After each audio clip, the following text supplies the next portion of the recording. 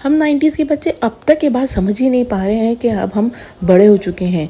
या तो 90s के बच्चे अपने अर्ली 30s में हैं या मिड 30s में हैं, लेकिन अभी भी हमें लगता है कि हम छोटे हैं। जब 14-15 साल के बच्चे हमें आंटी कहते हैं तो वाकई में दिल धड़क में आ जाता है और याद आता है कि यार हमने भी ये गुनाह किया था। जब हम भी अपने 15-16 साल के थे ना, तो हम भी 30s के लोगों को अंकल आंटी कहा करते थे। लगता है उस गुनाह की सज़ा अब हमें मिल रही है।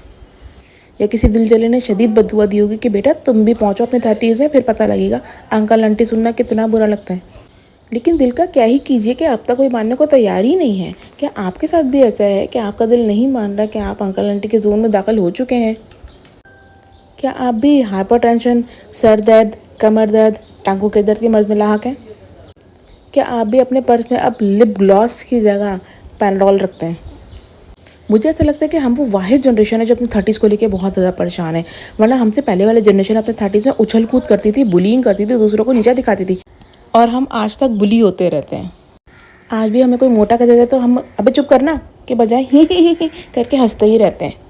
आज भी हम मिलेनियल्स अपने हक के लिए कुछ भी नहीं बोल पाते। हाँ, अपने बच्चों के लिए ज़रूर बोल देते हैं, अपने बच्चों के हक के लिए आवाज़ उठा लेते हैं, लेकिन अपने लिए हमने आज तक आवाज़ नहीं उठाई। ये जो आप अभी यहाँ दही बड़े देख रहे हैं ना, ये मैंगो दही बड़े थे और ये इतने मज़े के थे, इतने मज़े के थे, मैं आपको क्या बताऊँ। मुझे वीडियोस देख के अभी भी याद आ रहा है।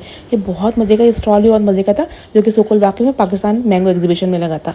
ये वाकई में बहुत लजीज थे और मेरे मुँह में इसको देख के पानी आ रहा है। खैर, बैक टू द टॉपिक। तो मैं कह रही थी कि अभी तो हमारे खेलने कूदने के दिन है। वो अलग बात है, अपने बच्चों के साथ खेलने कूदने के दिन है, लेकिन हम इतनी सी उम्र में एंजाइटी, डिप्रेशन जैसे मर्ज को गले लगाए बैठे हैं। ज़रा किसी हार्ट के डॉक्टर के पास तो जाके देखिए, आपको वहाँ अर्ली 30s के लोग या मिड 30s के लोग ही नजर आएंगे। अरे हम तो इतनी डरपोक जनरेशन है कि हमारे साथ कुछ गलत होता था और अब तक होता है तो हम कुछ बोलते ही नहीं हैं, खामोश रहते हैं, सुन लेते हैं, पी लेते हैं। और सुनने पे सुहागा ये कि अगर हमारे वालिदैन अगर कुछ गलत होता देख भी लेते थे तो वो कुछ बोलते ही नहीं थे, बल्कि हमें चुप करा दिया करते थे। वेल, हमारे साथ जो हुआ वो हुआ, लेकिन हम ये ट्रॉमा अपनी नेक्स्ट जनरेशन में ट्रांसफ़र नहीं करेंगे। अपने बच्चों को इस पर रुलने नहीं देंगे। उनको बताएंगे कि बेटा बड़ों की इज्जत तो करनी है, बड़ों को सलाम दुआ तो करनी है, लेकिन अगर कोई आपके साथ बड़े कुछ गलत करें तो आपने उनको अच्छे तरीके से मना भी कर देना है। आप मिलेनियल्स के इस बारे में क्या ख्याल है, मुझे कमेंट सेक्शन में ज़रूर बताइएगा।